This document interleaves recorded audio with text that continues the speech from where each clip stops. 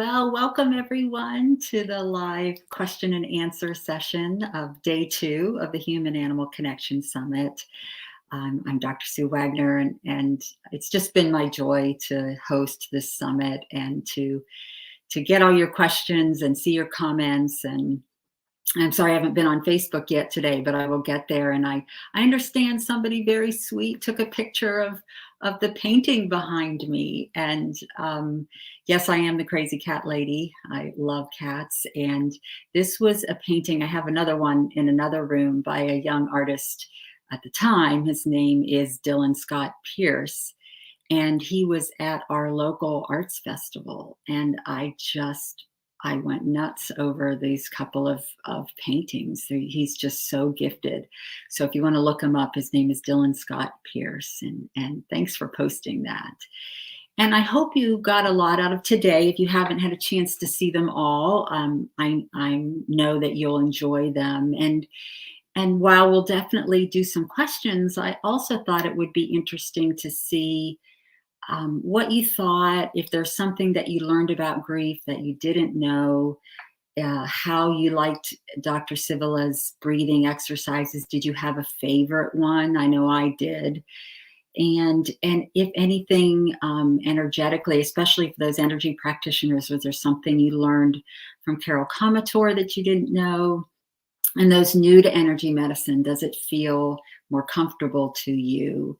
And even because Renee said in the grief lecture that it's important to remember our pets and our loved ones who have gone. So if you want to just put a comment in about a special companion animal family person that has left, we'll bring those up from time to time too, so that we can all share and just really honor those companions that have gone before us. I know my old tiger cat just left a couple of months ago now. So, and went from the crazy cat lady with a bunch of them to an empty house, and that's an interesting thing. So, I've never gone looking for an animal; they always show up. So, I'm just waiting. I know something will come along. For now, I'm enjoying the birds and the squirrels and all of that. And our neighborhood has some wonderful dogs and cats, so I've been able to enjoy those. So let's go ahead and we'll get the first question or comment. Here we go. So my cat had a massage and acupuncture. Wow, that's very good. When she was touching his neck and back, I could feel pleasant tingling in places where she was touching him. What does it mean? Oh, that's excellent. So I'm not sure whether you were feeling it in yourself, because obviously your hands, unless you were also holding your cat. So it could be two different things, both related to energy and both related to what we've been talking about of the connection. I mean, that's a perfect question for the Human Animal Connection Summit. And that's what we've learned, is that we're all connected. All of our energy fields are connected. And as energy moves through the body, it can, and some people can feel that, either feel it like Renee was saying today in your body, or, we have energy centers in our hands and we can feel that. So if you had your hands on the cat, it doesn't surprise me at all that you were feeling the energy moving through. And then just as animals mirror us, we're very, very connected. And so oftentimes if people are called intuitive, we're all intuitive, but if you are more sensitive to these types of energies, you can actually feel things in your body that is being experienced in somebody else's body. And many intuitive healers will experience that. They'll say, I'm feeling funny in my neck. Do you have neck problems? Things like that. So it could be both things, but the bottom line is, yay, you're energy sensitive. So go for it. You might want to become an energy practitioner. I think you'd be really good at it. So awesome. Okay, we'll go for in myself. Okay, great. Yes. So you are an energy sensitive, intuitive, and go for it. You'll be really good. Really good. Okay, let's see if we have any other questions or comments. Wait here. And I know for me, while we're waiting for more, one of the things that I felt and learned about grief was when Renee said, there aren't necessarily those stages that, we were taught. I was a psych major, and, you're taught, oh, there's this stage of grief, and then you go into this one and this one. And she debunked that. And that was, I think, important for me to understand was that, um, it's not necessarily like that. It's just a process, and you can kind of come in and out of all of these different emotions, and that's okay. So to understand that it's each person is different. And so I know when we lost our cat, what my husband was experiencing one thing, I'm experiencing another, and you just kind of wax and wane through it, and that's absolutely okay, absolutely okay. And for the person that was, talking about the sense, I'm going to turn a light on here to get a little bit better. There we go. A little better lighting there. Not that I can see you, but so you can see my picture better. Um, just that those connections are just so important. And somebody mentioned I missed all of today. Can I watch it tomorrow? I think it's going to be up for a while, and from what I understand, there might even be a replay over the weekend. So it's still on right now. So go for it, and I hope you enjoy it. So anyway, but just that the concept of that things aren't, there's no right or wrong, which is sort of what we talked about yesterday, right? How that was one of my main reasons for wanting to do this summit, is so that we can all feel like when we come from that heart-centered place, when we really love our pets, there's no right or wrong. I want all that judgment out of there. So we have another one coming up. And let's see. A stressed dog comes and wants to be picked up and cuddled. And after time, we both feel relaxed and loved and more confident. Boy, isn't that it? When we're feeling insecure and we need that sense of something with us, and our animals certainly can feel that too. So that when we hold them with that loving thought, and and what you can try too is some of the breathing exercises that we learned today. So as we hold our animal or sit next to our animal, to do some of those breathing exercises, and then pay attention to them and see maybe they have a favorite, because as one of us relaxes, just like I talked about how things entrained, remember the experiment I talked about where people were sitting 5 feet apart from each other and their heart rate and brain waves were syncing up. Well, our energy fields do too. So that's so wonderful that when we're together and we're feeling that sense of groundedness and safety, that really helps. And so, if you want to take it a step further on your dog's stress, it's like, okay, that it sounds like it has to do with being safe, being structured. So I would look at that for you. Was there anything when you were a kid or at any point in life where you didn't feel quite safe, didn't feel like you were surrounded by the protection and security that you needed? Because life happens, things happen. Again, no judgment. So if that's the case, it may not be, but if that's the case, then to sit with that and contemplate that and see, oh yeah, I think that's a possibility, and I need to do a deeper dive into somebody about that, or see if there are exercises that can be done to help everybody feel safer. So it's always fun to look for the metaphors, again, not in judgment, but in honoring our pets and then helping ourselves, because that's really what they want to do. Um, so let's see if there's anything else coming up here. And again, if you want to honor a pet that has passed or a current pet that's still around, your pets are probably going, hey, what about me? So feel free to put a comment about one of your pets that have passed, maybe a funny moment, or a way to honor them. I got the crazy cat lady title. Honestly, I didn't have that many. In the veterinary world, if you don't have 6, you're not a crazy cat lady. So I only had 3 inside and 1 that I took care of outside that I could never catch and tame. But he was part of the family for sure. And then 2 of our cats were really our neighbors, and they adopted us. So they were used to being inside outside, which I, never had had.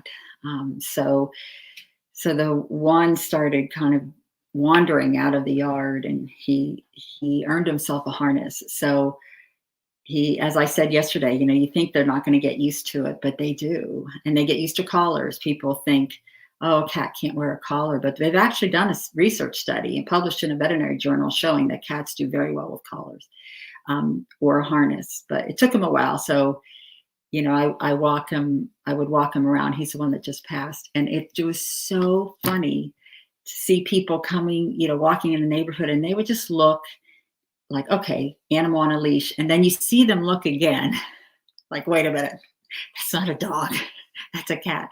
And so when they would get closer, they would kind of get embarrassed, like, they're laughing. And I said, it's okay. I said, he's on house arrest. And they would bust up laughing. So see how animals are able to bring us together. And that was one of the things that Renee talked about, that secondary loss, where, when you walk your dog, or you're out with your cat, or you're with your horse at the barn, and you have other interactions with humans or potentially other dogs if you go to the dog park, and then that's gone. So that's a whole, and that was something I learned. I thought, oh man, that's a whole different layer that I hadn't ever thought about. So it's really okay to take time and take care of ourselves and do whatever we need to do to work through the grief. Like she said, it's not about getting rid of it. It's about working with it and living with it and watching what's happening to our bodies and getting help and talking to somebody if we need it, or getting energy medicine, whatever that is. So I don't see any other questions or comments yet, but if we have any, we can go ahead and put those up. So give that a second and see. There we go. Okay, Darren. Oh, bone cancer. Yes, and his other dog is suffering. Hal's in his sleep. He's been with her 9 years, and a big loss. And animals feel that. And what I learned too, because I always learned from my animal intuitive teachers that, to me, animals are more sensitive. So remember we talked yesterday about E equals MC squared, and you're either energy or matter. And I certainly believe and have experienced that when animals pass into energy or spirit form, they're around. If we talk to them, we're going to get a message somehow. And so I always wrongly assumed that because animals are so much more sensitive to energies, that when one passes, and they would be able to sense their energy, and maybe that their grief wouldn't be as bad. However, what the animals have taught me is like, yeah, no, they're still going to grieve. They're going to, just as we grieve that physical loss, so do they. So one thing, I've worked with some animals going through grief, and I think energy medicine is hugely helpful. So the technique that Carol talked about today, if you've had a chance to watch that with the bridging, and even if there's talk to your veterinarian or holistic vet practitioner about, is there some calming things to be able to do just in the short term. One of my neighbors, the human passed away, and the dog was really, really struggling. So I just, got him a natural supplement for stress, And he was on it for about a month, and it just helped him process his grief. And of course, it did some energy work and things like that. So it's always good to do whatever you can, and to help the grief move through. So I'm sorry to hear that. That's Bone cancer is a tough one. And for those of you who might not have heard this, dogs are helping with this because, bone cancer in dogs, osteosarcoma, it's really not uncommon, whereas it's very rare in people and tends to happen in children, people under 18, which is really devastating. So now they're doing some immune therapy, and they've developed an immune therapy, and they've been testing it on dogs because it happens so much more naturally in dogs. So they have a population to test, and the results they're getting, are looking positive.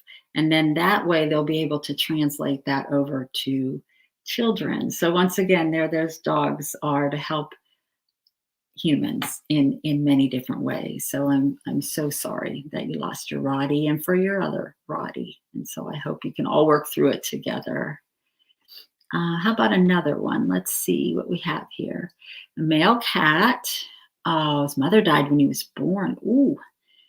Trying to catch him to get, got his vet, go to a vet. His tail got shut in the door, resulting in amputation. Suffer. Yeah, this poor little kitty there's two traumas, right? Losing his mother and then the tail. So Reiki is a good thing. And the other one, if you watched Carol today, I know she talked about bridging, but if you're able, if you know of a healing touch for animals practitioner or want to learn it for yourself, there is a wonderful trauma release technique, and it is very powerful. And it came to Carol after if I remember the story correctly, it was a really awful tornado that affected a barn. And so you can imagine the horses being in a tornado. And then this technique came through. So there's that type of thing. And then the other things we talked about to try to balance that nervous system, whether it's music. In the essential oil lecture tomorrow, I'll talk about things that are good for cats, and lavender is one of them, and it's a very calming and it's very safe for cats. So that could be diffused, things like that. So I love Reiki. It's a great energy modality. Yet in this one, it might be better to have something that's truly a trauma release technique. So, and I'm memorizing the name Widget, and I will send some energy his way too. And then again, always look for the metaphor. Is there something traumatic that happened to you? And life happens, but was there something that may have instilled either an imbalance in the nervous system, or PTSD, or some form of imbalance, startle? And so as you work on that for yourself, if it's there, that will help with it too. So, okay, let's see what else we have. As always, you folks are just so amazing. Okay, Chiro, what a great name. Oh, I have a niece. At the end of 2020. That was a rough time anyway. And then to lose your dog, just turned 16. That's incredible though. Wow. Yep. I understand. Still misses him immensely. I'm so glad that some is helping, and journaling about his life helps me. That I would agree. I think something that happened to me, I had lost 3 cats all within 3 weeks. And then there was this big time until the one that just passed. And so when I lost the others, it was really difficult, but I had the other one to focus on because he was getting older. And just as Renee said, sometimes we have these distractions. And then when this happened, there's nobody else to focus on right now. So, telling the stories and journaling, yeah, that's helpful for me too. So thank you for sharing that. And yeah, we do miss them. And I was really glad to have Renee tell us that that's okay. It's okay to be way far out and still really miss them because they're part of us, and that's what grief is all about. It's about that love, and yet when we can tell the funny stories and journal about them, and even what you might do, since you're a skilled journaler, is maybe ask him, so Chiro, is there anything that you want me to know? Anything from our time together, or something now that you want me to know? And that sounds a little weird, but there is an intuitive journaling technique that my teacher taught me. And so you just start writing. So maybe you're going to just start journaling about him, yet the underlying intention is to understand and see if there's a message, and just see what comes through, see what happens. It can be really powerful. So I wish you all the best. All right, let's see what else we have. Oh, okay. And Layla also said Rayla got massage. Okay, he absolutely loved it. Yeah, they do love massage. Yes, I agree. Animals just love massage. They just they sink into it, or spinal manipulation, acupuncture, things like that. But that touch, they're so touch oriented. So when they get a massage, you can just see them release all that, and their body relax, and all that energy starts flowing, and that's great. Oh, so Layla says she's going to ask that question. That's awesome. I'm glad you're open to that. Okay, let's see what else we've got here. Kathy is saying her dog Cooper has separation anxiety since losing his brother of 10 plus years. Yes.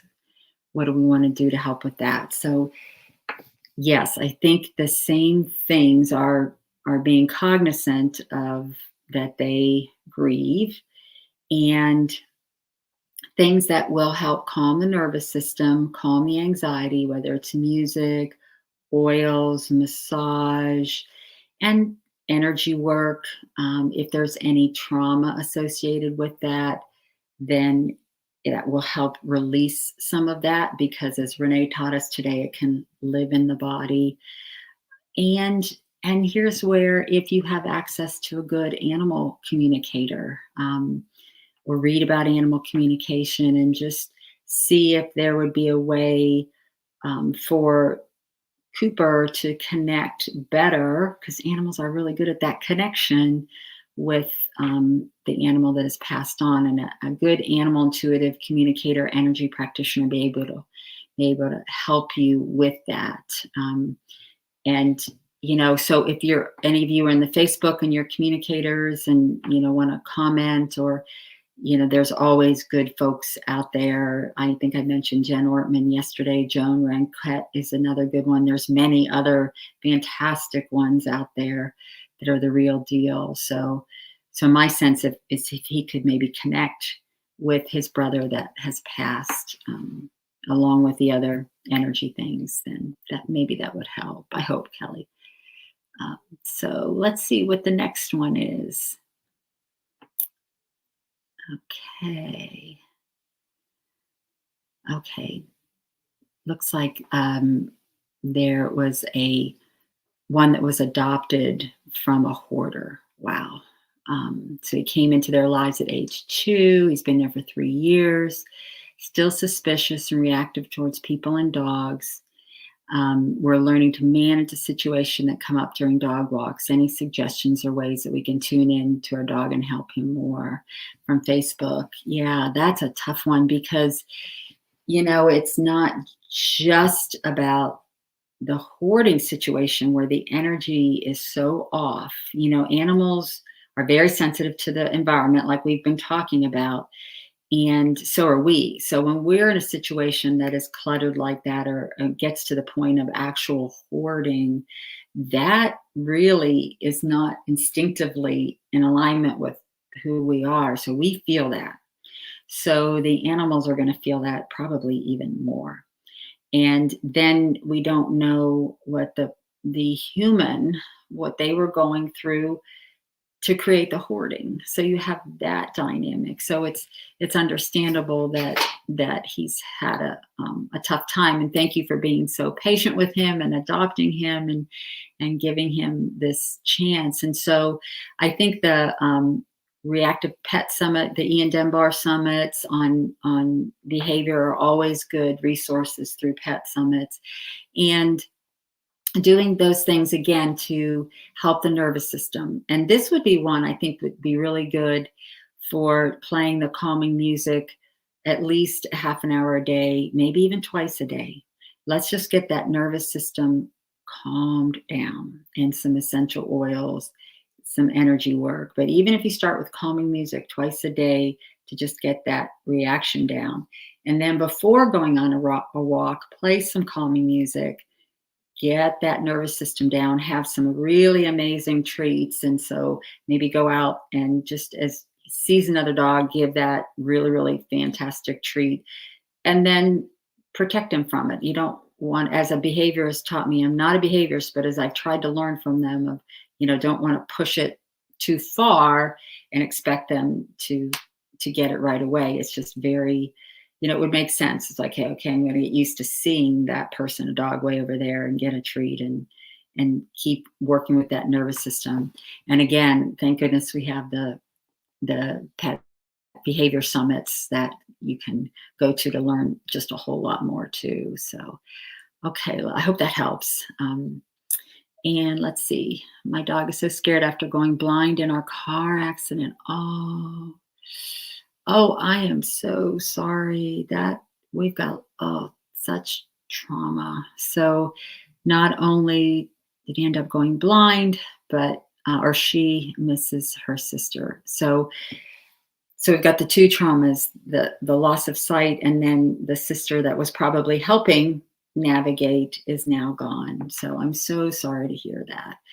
And again, this is where the trauma release technique from Healing Touch for Animals would be very helpful. Calming that nervous system would be very helpful, and animal communication would be very helpful to make that connection with Gracie, so that she feels so much more connected and grounded, and things that are, I would imagine that she was probably pretty physically close to Gracie, kind of navigate, because most animals do well navigating with loss of sight.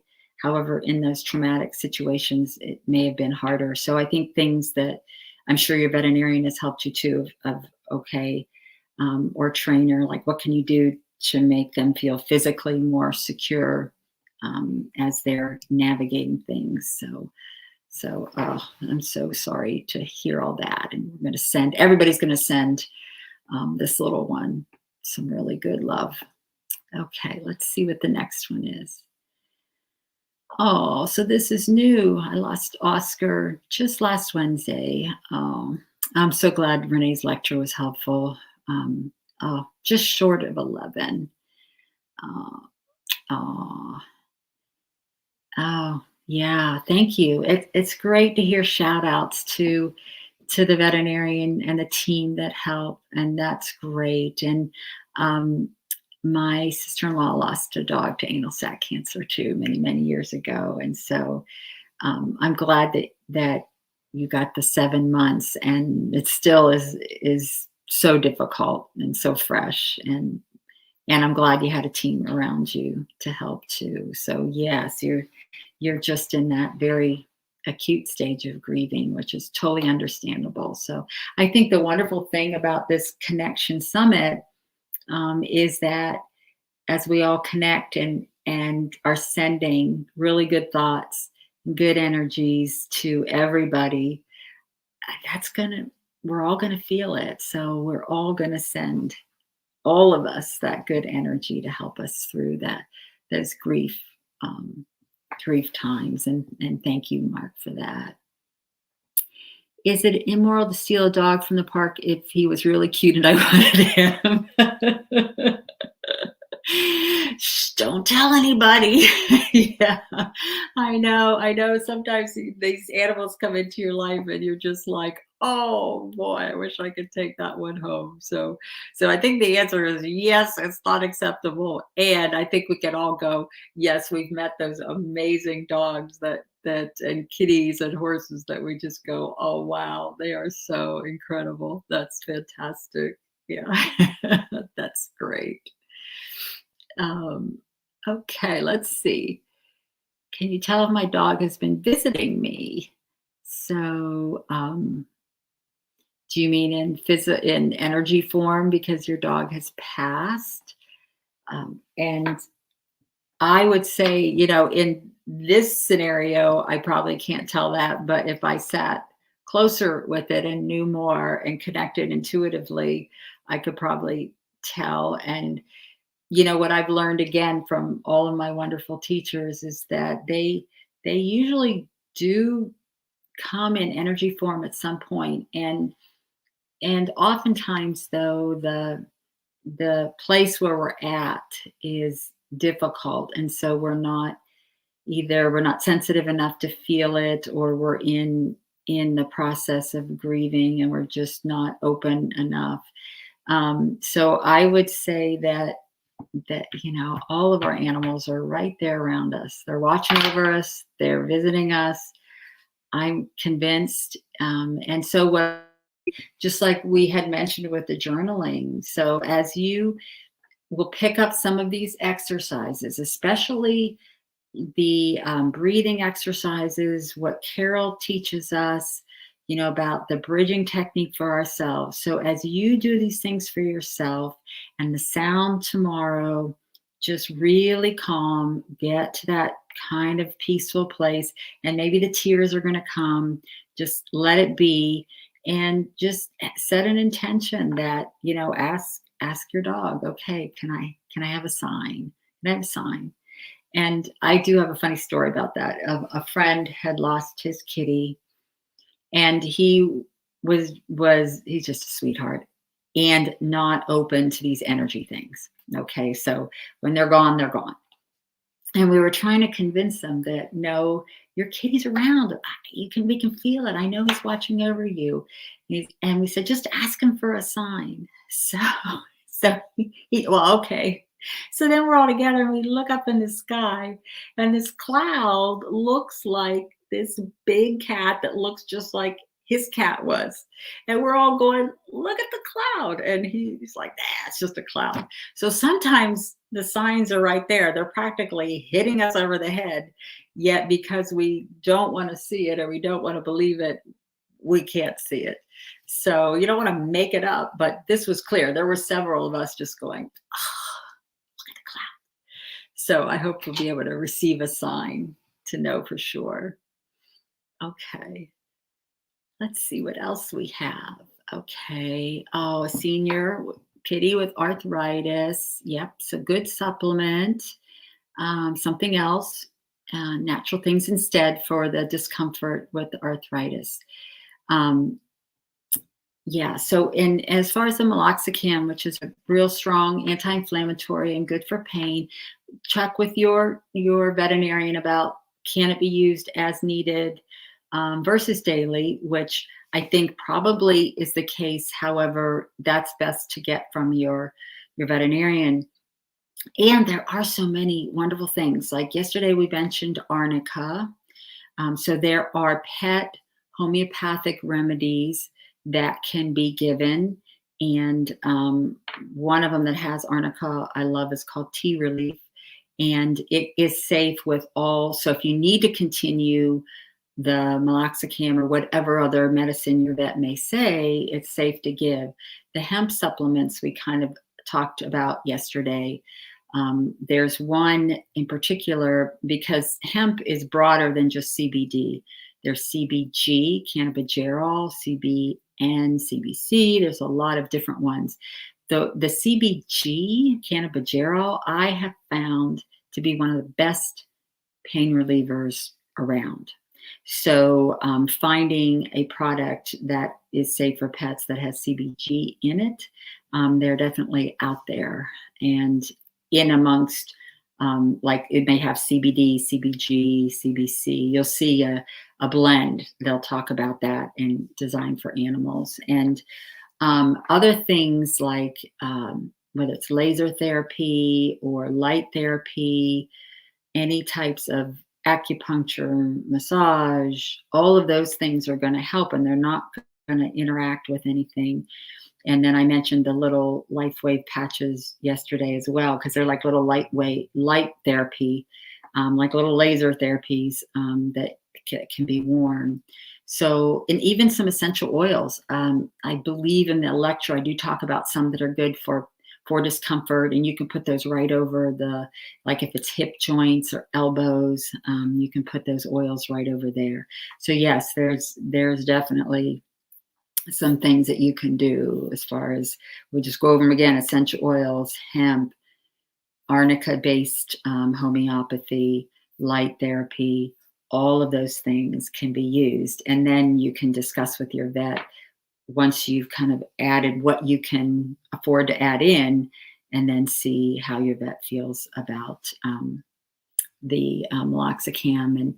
And if you have, rehab group near you, because they usually have a laser and things like that, those are acupuncturists, those are really good things to try. So and Suzanne mentioned acupuncture was amazing with her dog's arthritis, and yes, I love acupuncture, love it, love it, love it. So and somebody asked, is that okay with a cat with arthritis? Yes. And, you would think that cats aren't going to like going for acupuncture. They're not going to like going for chiropractic. And when I was working full time in this rehab integrative specialty practice, the cats loved it. They knew where they were going. They knew they were going to get that spinal manipulation. They knew they were going to get the needles were going to make them feel better. Yes, yes, and yes, for sure. And even some hemp products are designed. There's there's several out there that are really good, and they have cat formulas. So yeah, all the things. We just have to be careful with the oils, but I'll go into that in the oil lecture, so you know which ones you can use for cats. So yep, across the board. Plus the joint supplements, like this dog is on. Fish oils are really good. Anti-inflammatory things, very good for the brain, very good. So that's another thing to just automatically add in if you're not already adding it to the food. But omega-3 fish oils are extremely good for inflammatory situations in both cats and dogs and all of the above. Yeah. Okay, let's see if we have any more questions. Let's see. I'm trying to think if there's any other natural things. I usually finish these things and go, oh, I meant to mention this, There are some supplements that are NRF2 activators. So N is in Nancy, R, F is in Frank, 2, and that's an enzyme. And the enzyme is designed to, once it gets in the body, it's a master, these supplements increase the amount of this natural enzyme that we have. And then that's a master regulator for inflammation, antioxidants. So there's a couple of really nice ones on the market as well. And it's not something that most people know about. And so I love those. So it's called NRF2 synthesizer. So it just works through that enzyme that we already have and animals already have in their body. And now the difference with those is they're going to take a while. You're going to take a couple of weeks to a month because you're working internally versus, an arnica or an essential oil or hemp that's going to work pretty quickly. So when you add something like that in, you want to do other things until it can take effect. It's not your primary thing in an acute situation. Okay, let's see. One more thing. Chiro, shoulder and back issues. So we started doing, water therapy. Thank you. See, I always go, I'm forgetting something. Oh, yes. And a lot of dogs, what I learned from the rehab specialists is because they're in a tank, the underwater tank, that helps hold them up so that they're getting the movement that they need to actually help the joints feel better, because movement helps joints feel better, helps the inflammation. but they're being held up, so it's not as difficult for them. So thank you for that reminder. As part of a lot of rehab places, there are underwater treadmills, and the animals, unless they hate water, they really take to it. And so you can get to that point where not only are you helping their muscles be stronger and keep them moving, but it can also be, just a long-term therapy to help keep them healthy and well. So thank you for that. Thank you very much. All right, let's see. Yeah, all of you are just incredible. And again, as always, everyone at Pet Summits just appreciates how much you all love your animals and take care of them, and we all do. So thank you so much for that. So we'll see if we've got any other comments or questions.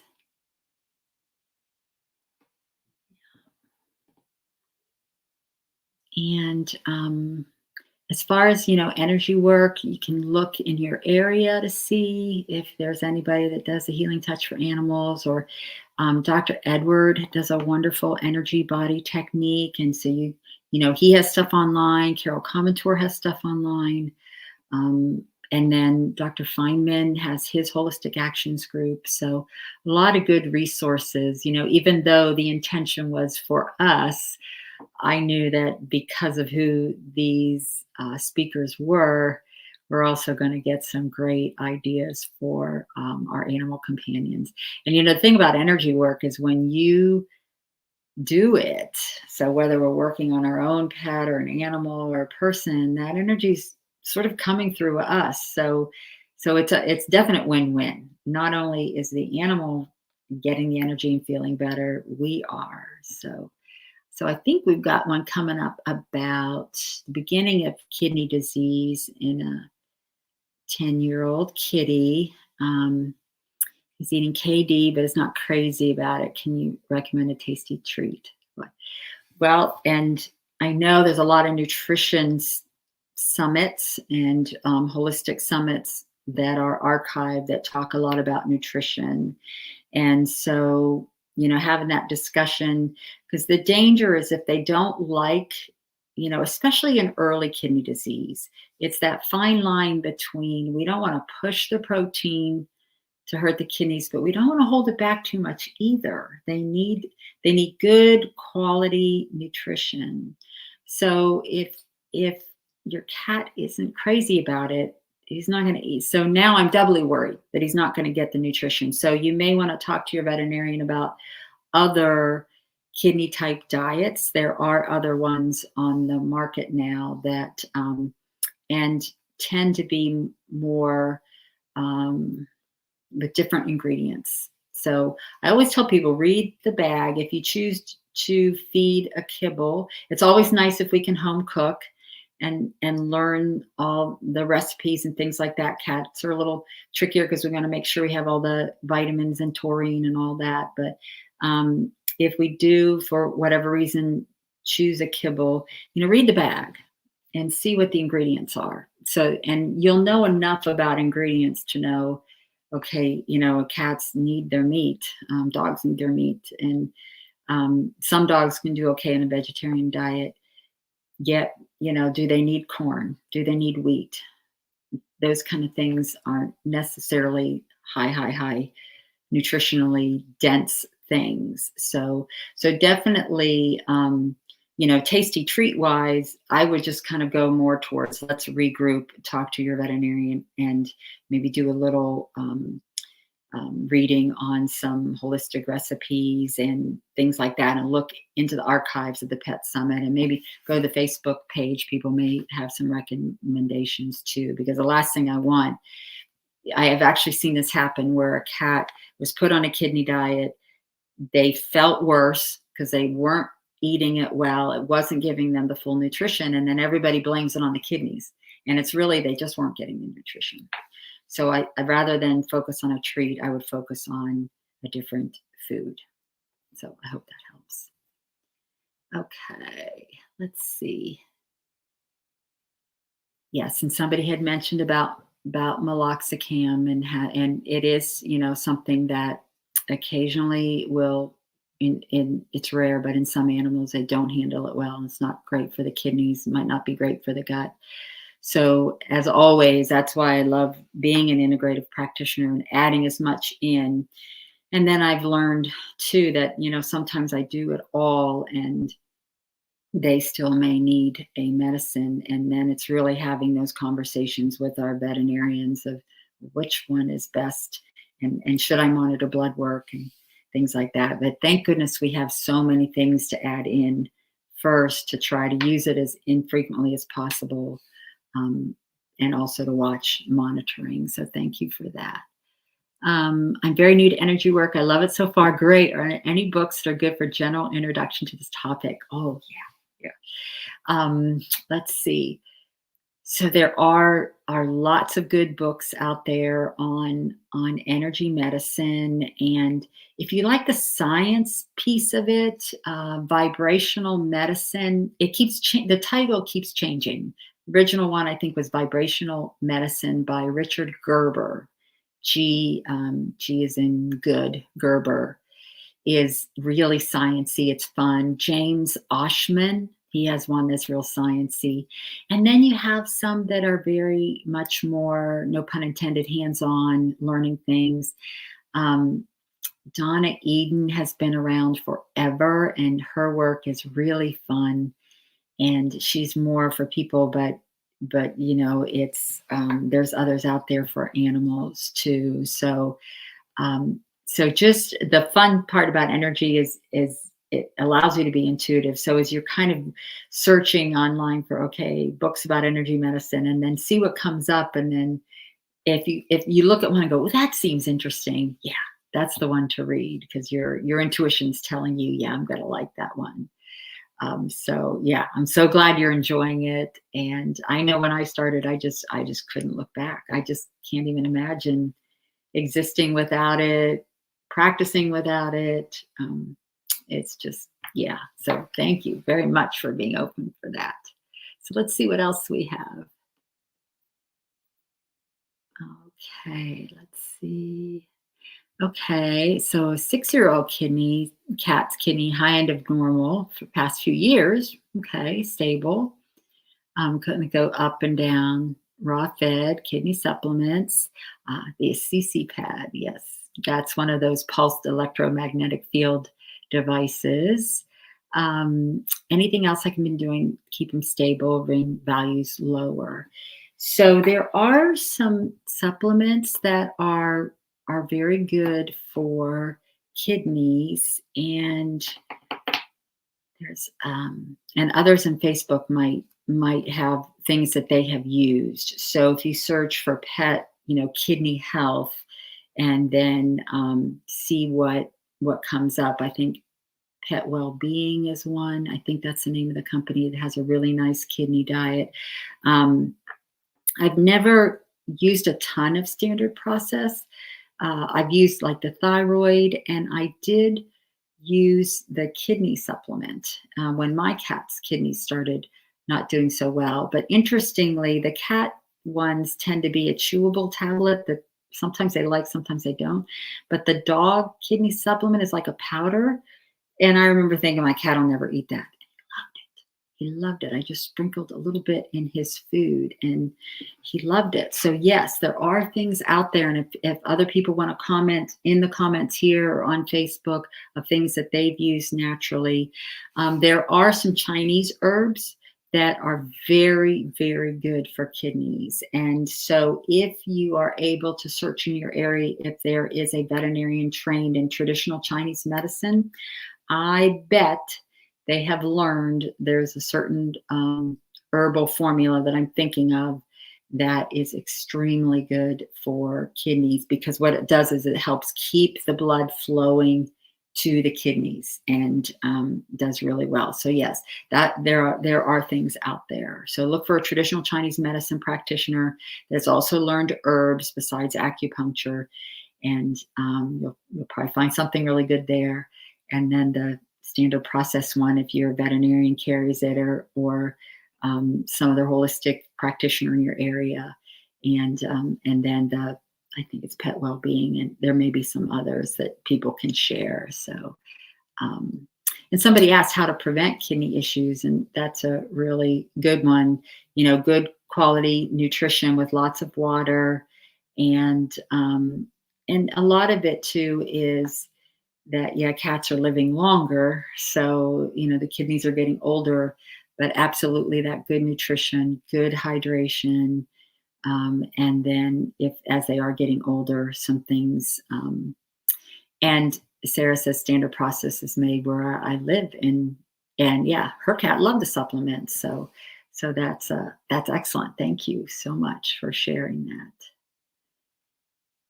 Okay, let's see what else we have. Oh, somebody asked, how do I access the Calm course? Yes. Oh, this link on Dr. Schoen's site isn't working yet. Oh, okay. It should be, he's in the process now of actually um, developing the course. And so it's not completely finished yet. So I would just keep coming back, like keep searching online for conscious animal lover movement, every, give it a few weeks, maybe a month or so, search again. And I know that once they get the course completely done, you should be able to find it. So just keep coming back to it. But thank you for being interested, because I think it is going to be pretty doggone amazing. Um, okay. So let's see. Oh, access. I mean, how do I register and pay for it? Yeah, it's not ready to as far as I know, it's not out yet to be registered for, but I will check on that, and because he and I talk quite a bit, so I don't think it's quite ready to be accessed yet and registered for. So so keep watching for that, and I will mention it to him so that he and the course creator can look into that and make sure that if there is something that's supposed to be working, that they get it fixed.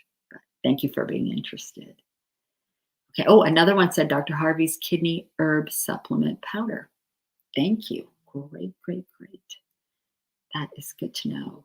Yeah, and they're coming out now with more natural foods for both dogs and pets, cats that are whole food based. And so our thought process is the more animals that can eat a whole food based diet, maybe as time goes on, we're not going to see quite so many problems, especially thyroid. It could potentially be with kidneys and dental disease and things like that. So looking into whole food diets like Dr. Marty's, and I'm sure there's others out there that the earlier the better. And even I think, as we mentioned yesterday, or it could be that I was just talking to my neighbor about it, um, in those animals where they are eating kibble, any kind of whole food added to that is going to be helpful. It really is, so really, as long as it's not, cookies and pasta and things like that. So things that would be healthy, yes, add it in, because some whole food is better than no whole food. So whether it's lean meats and eggs and some vegetables, and it's just, if you don't know the foods that we want to avoid, like raisins and things like that, you can search that online. But like blueberries, and there's so many good things, carrots and zucchini and parsley and stuff that you can just easily add in, and that'll be helpful. That'll be really helpful. Okay, let's see if we have any other questions or comments. And we're almost done with the hour. You folks are so amazing, and I just so appreciate it. This has been fun. I retired from full-time practice just right before the pandemic, and so it's really fun to be having to go back and pull all this stuff out of the brain. It's helpful for me, so thank you. Um, Leslie says, "What meats are best for dogs? Is hamburger okay for them?"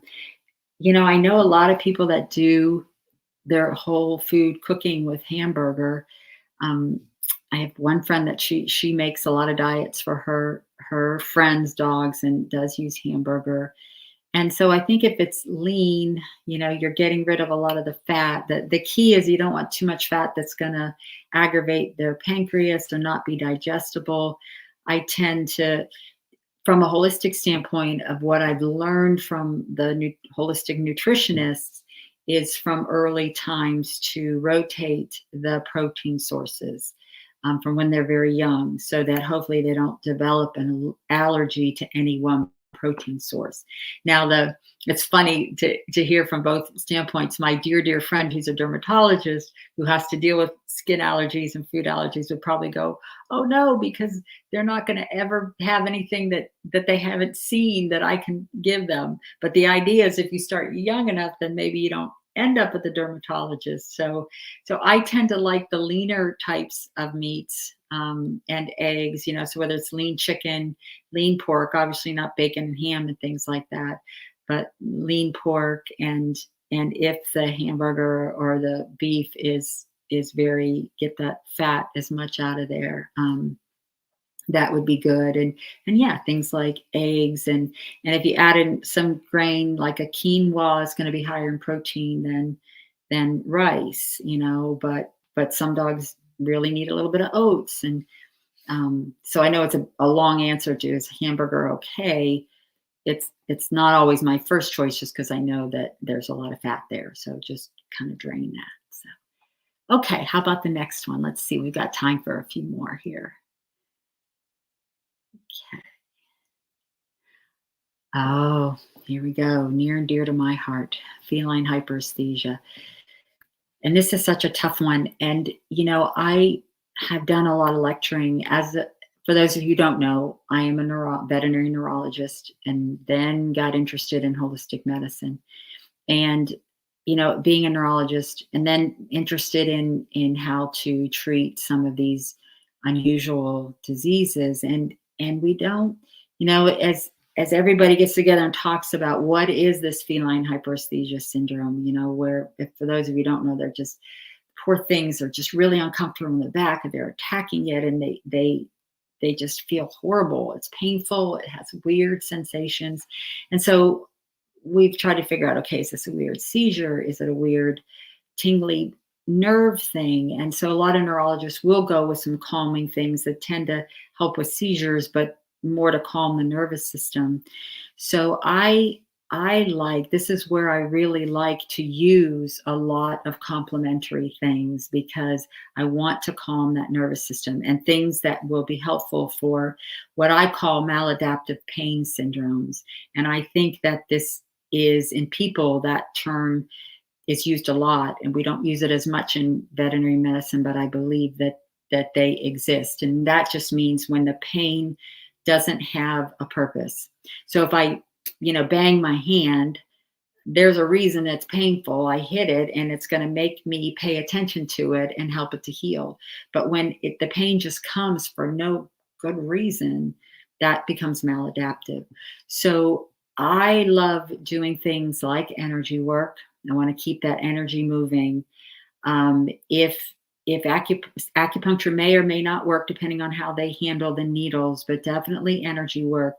Definitely, I love homeopathy for this. The arnica-based products that are designed for animals to calm, inflammation, and plus a lot of them are designed to just calm the nervous system. This would be one where I would definitely use a hemp type product. I would even use music, because I want to get that nervous system calmed down. I'd use music, I'd use essential oils, I'd use energy work, and then also, metaphorically look at what is painful for you, what is difficult to figure out for you. Where do you feel that it just all of a sudden comes on and it's really uncomfortable? Is there anything metaphorically in life that looks like that for you? And pay attention to that. So definitely going holistic here is a good way to go. And in addition to what your veterinarian, or if you have access to a veterinary neurologist, other things that they may add in. And it's okay to add them in. And then if you can get this calmed down and then see if potential to wean off the medications might work. So definitely thank you for that question. And I wish your kitty all the best for sure, because that's a tough one. Okay, let's go for the next one. I think we could just do one or two more and we'll be okay.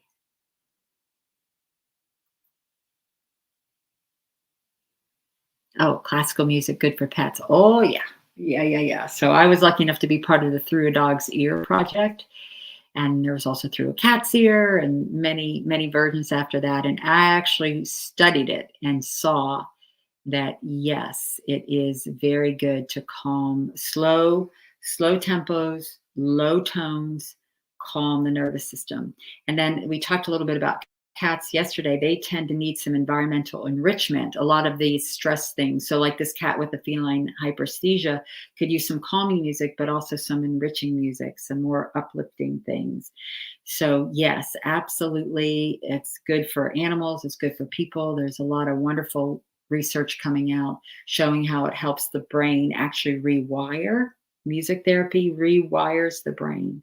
So yes, and I know that on previous pet summits, Lisa Spector has been on, and so I would look up Lisa Spector and my Zen pet, and her work is based in classical music, and she's amazing, just amazing.